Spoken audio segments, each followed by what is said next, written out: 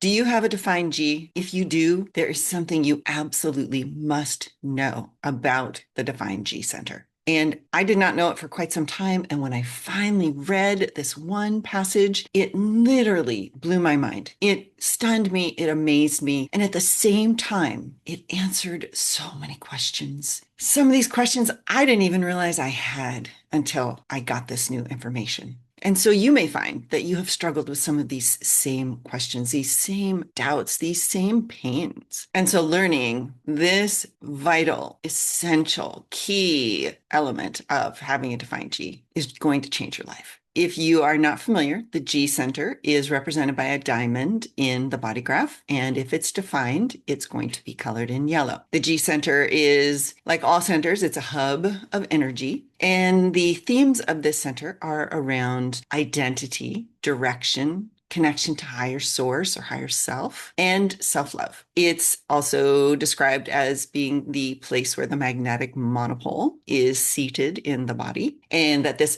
magnetic monopole basically is hooked up like a GPS to the universe, to the field of consciousness, and it pulls us along our trajectory. The magnetic monopole is also described as holding the two crystals together, the design and personality crystals. Now, none of that information is something we can tangibly measure or observe, so you don't have to accept that any of that is true in order for this new information about the defined G to be incredibly life-changing for you. So when you have a defined G, you're described as having consistent and reliable access to the identity that in human design is described as being created by the design crystal and the personality crystal being held together by the magnetic monopole. And it's also described as the center for direction, that which pulls you along in life. And so with a defined G, you're described as having a consistent and reliable way to access your sense of direction. Also consistent and reliable way to access your connection to higher self, self with a capital S, as well as self-love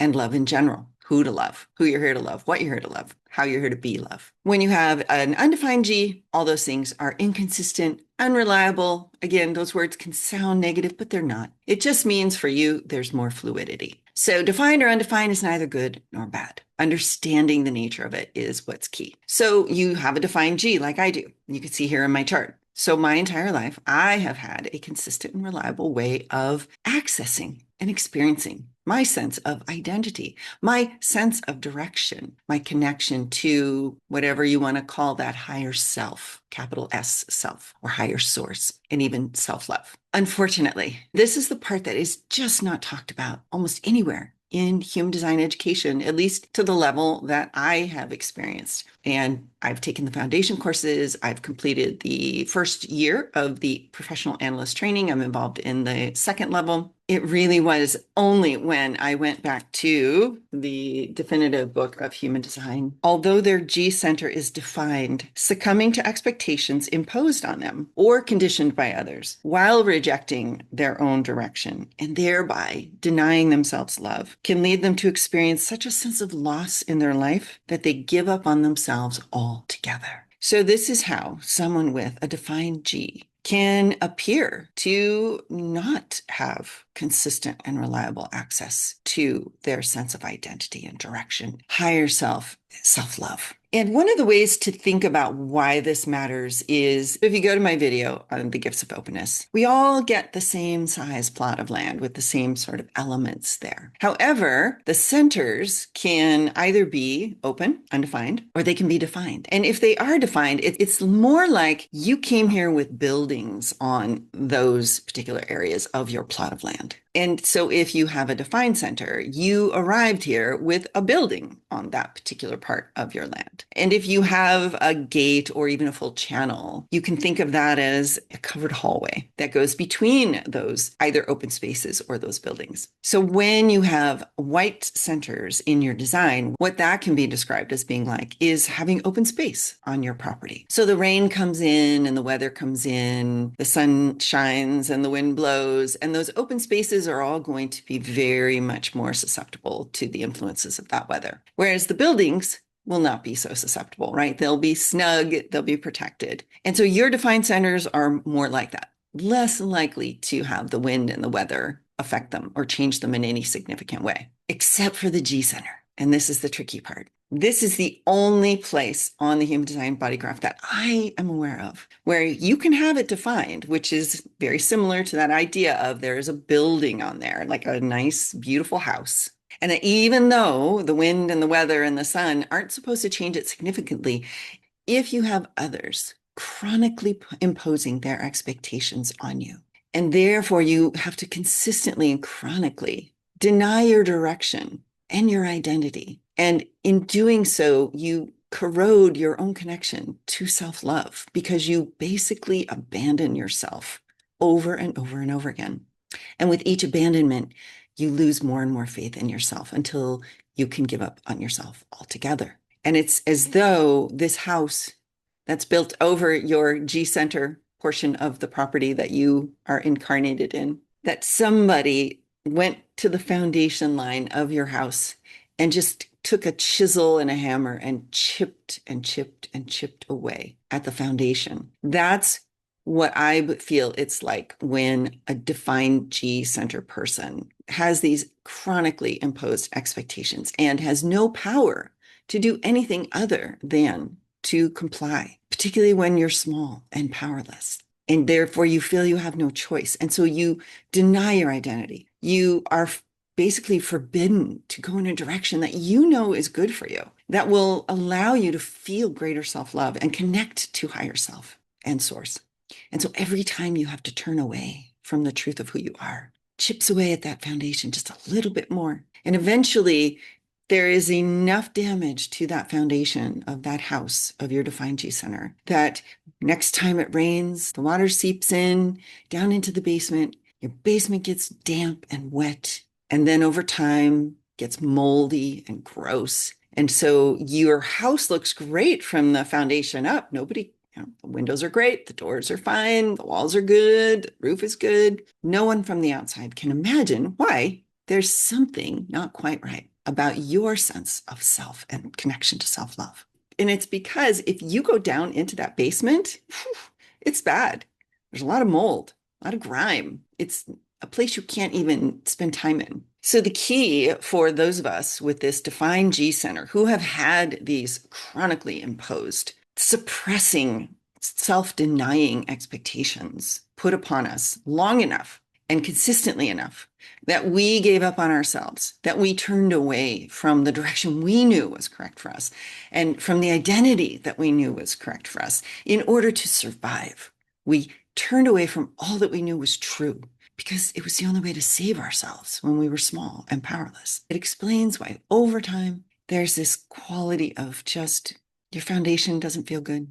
The basement beneath this definition isn't healthy. So the way to heal this, the way to get rid of that mold and that grime and that unlivable condition of your basement is to be aware of the moments when somebody does expect something of you. They want you to move in a direction that they want you to go in. You know what you feel inside of you, what the correct direction is for you. That's the moment for you to choose yourself. Go in a direction that you know is correct for you, even if it means going against someone's expectation. There's going to be a lot of pressure from the whole world for you to be who they want you to be and go where they want you to go.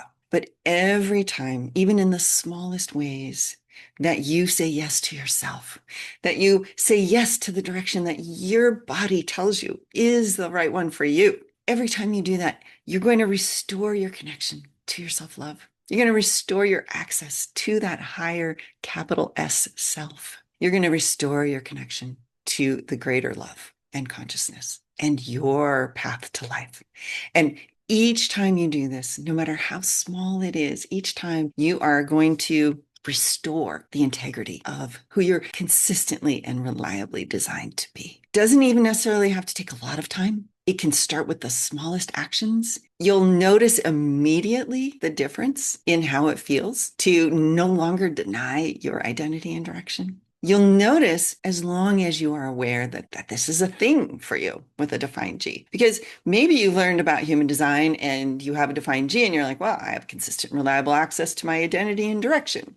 and higher self-love or higher source. So you have to first understand that you have this unique vulnerability. Then you look back in your life and you recognize, were there times in my life when I was powerless and the only way I could survive was to comply and to deny my own direction and to not be who I knew I was here to be? So with that awareness, you make the choice to wake up each morning, say yes to your identity, say yes to your direction. Celebrate that you do this even on the smallest level, and feel in your body how good it feels. Feel in your body how well this allows you to connect to self-love and to a sense of higher self. And as a self-projected projector, my G center is my authority. I feel keenly aware of the importance of this knowledge. For me, especially, not following my G is not just denying my identity direction, it's also denying my authority, my deepest and most correct wisdom. So I feel that this has attuned me to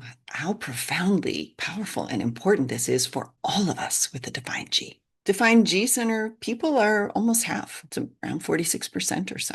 So there's a lot of us out there. And not everybody with a defined G will have had this experience. But ultimately, it's a conditioning world. The world wants to condition us. It wants to mold us into what it wants of us. The people around us want us to be who they want us to be. This is just living in this material plane, in this incarnation. And so the thing to realize is that because you have a defined G and you are designed to consistently and reliably be who you're here to be and go in the direction that you are designed to go into, that because it's there, it can be broken. People with an undefined G don't have a house there. So no one can chip away at their foundation and make them betray themselves. It is precisely because we have a defined G. We have a structure that is defined, that is consistent, that is reliable, that the damage can be done to it with this chronic imposition and pressure from others to not be ourselves and to not go in the direction that is correct for